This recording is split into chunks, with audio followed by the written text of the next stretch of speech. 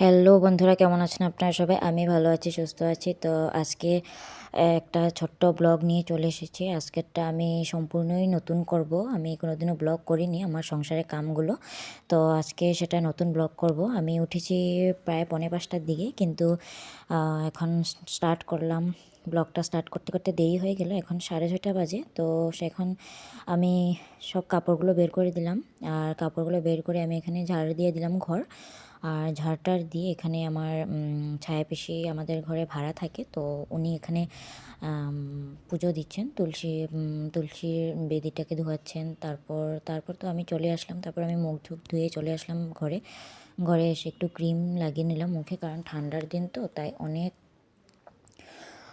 মানে কি বলবো, মুখ টানতে থাকে। তো সেসব লাগিয়ে তারপর চলে গেলাম। মা উঠে গেল। মার শরীরটা তো ভালো নেই, তো মা একটু দেরি করে ঘুমাচ্ছিল। এখন মা উঠে গেল আর আমি এদিকে বিছানাটা গুছিয়ে নিলাম।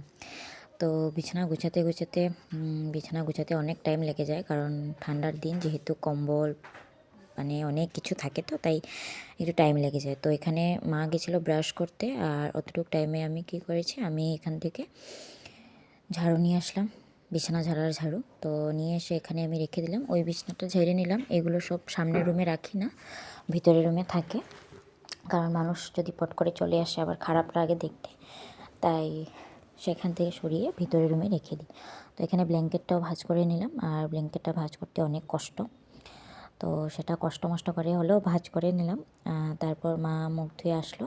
তো সেখানে আমি করে এসব করে তারপর এদিকে আবার গরম জল বসিয়ে দিলাম মার জন্য। মা গরম জল খাবে, আর আমি আজকে কিছুই খাবো না, কারণ আজকে তো বৃহস্পতিবার আর আজকের দিনটা খুবই ভালো দিন পড়েছে। তো বৃহস্পতিবারে আজকে একটু লক্ষ্মীনারায়ণকে পুজো দেব। তো তার জন্য আমি আর আজকে কিছু খাবো না সকাল থেকে, আজকে উপোস থেকে পুজো দেব। তো এখানে আমার চাটা দেওয়া হয়ে গেল মাকে, আর আমি এদিকে বিছানাটা গুছিয়ে নিলাম। মা এদিকে চা খাচ্ছে আর আমি এদিকে সব করে নিলাম।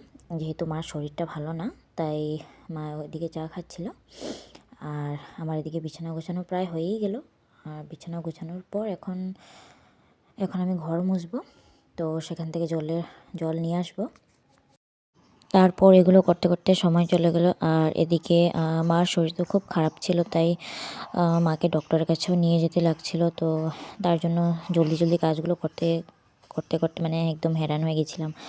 আর তেমন কিছু না, কারণ বিছানা উঠিয়ে তারপর মাকে চা বানিয়ে দিয়েছিলাম। তো মা চা খাচ্ছিল, তখনই আমি বিছানাটা উঠিয়ে নিলাম। আর চাটা বসিয়ে দিয়ে গেছিলাম ইন্ডাকশনে। তো ইন্ডাকশনে বসিয়ে দিয়ে আমি এদিকে কামগুলো করছিলাম, কারণ সময় লাগে।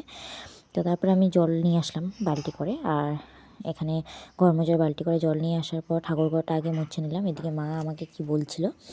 তারপর আমি ঠাকুরঘরটা মোছা হয়ে গেল, আর এখানে আমি রান্নাঘরটা মুছতে আসলাম। তখন মা একটু ধরে দিল মোবাইলটা আমার। আর এদিকে আমি মুছছিলাম। আজকে বৃহস্পতিবার, তাই একটু ভালো করে মুছতে হয় ঘরটা। আর যেহেতু আজকে অনেক শুভ দিন, তারপর আমি মুছে পুরো ঘরটা মুছে নিলাম। পুরো ঘর মুছে তারপর চলে গেলাম বাইরে।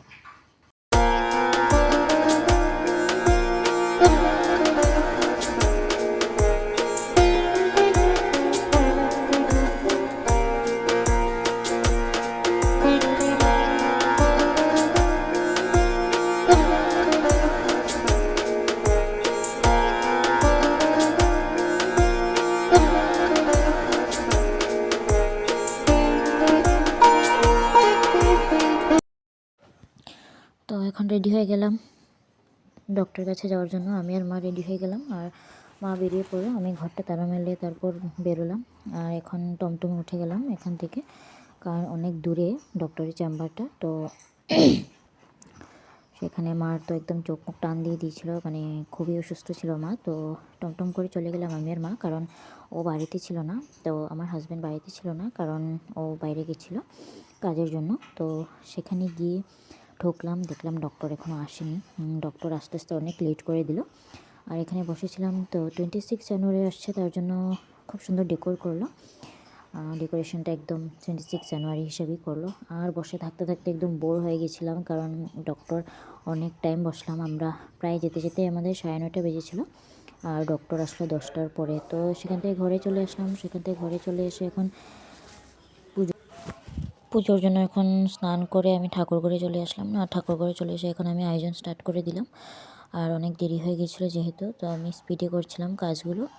তো এখানে আলপনা দিলাম, ছোট করে একটু আলপনা দিলাম, তেমন কিছু করিনি। আর আলপনাটা দেওয়ার পর আর মা বলছিল একটু আলপনা দিলে ভালো লাগে, তো তাই একটু আলপনা দিলাম আর আলপনা একটু আবির দিয়ে দিলাম উপরে।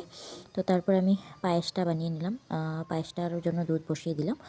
আর এদিকে আমি নারায়ণের জন্য সিন্নি বানানোর জন্য আয়োজন করে নিলাম, আর সেটা দেখাতে পারিনি, তো সেটা বানিয়ে রেখে দিয়েছিলাম। আর এখানে আমি চাউল দেওয়ার পর সেটা উতলে গেছিলো। আর এখন আমি পায়েসটা নামিয়ে নেব। পায়েসটা নামানোর পর আমি লুচি ভেজে নেব। লুচি একদমই অল্প নিয়েছি, কারণ সময় অনেক কম ছিল, তাই লুচিও বেশি নিইনি। কয়েকটা লুচি এই যে বেলে নিলাম, আর এখানে তারপর ভেজে উঠিয়ে নিলাম। তারপর আমি সেগুলো ঠিকঠাক করে আমি চলে গেলাম ঠাকুর ঘরে চলে আমি ভোগটা দিয়ে দিলাম আগে। আর ভোগটা দিয়ে আমি পাঁচালি পড়তে বসে গেলাম।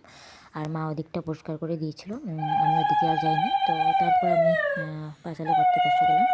আর মা তখন একটু ভিডিও করছিল আমাকে নিয়ে। তো তারপর আমি স্টার্ট করে দিলাম পাঁচালি পড়া।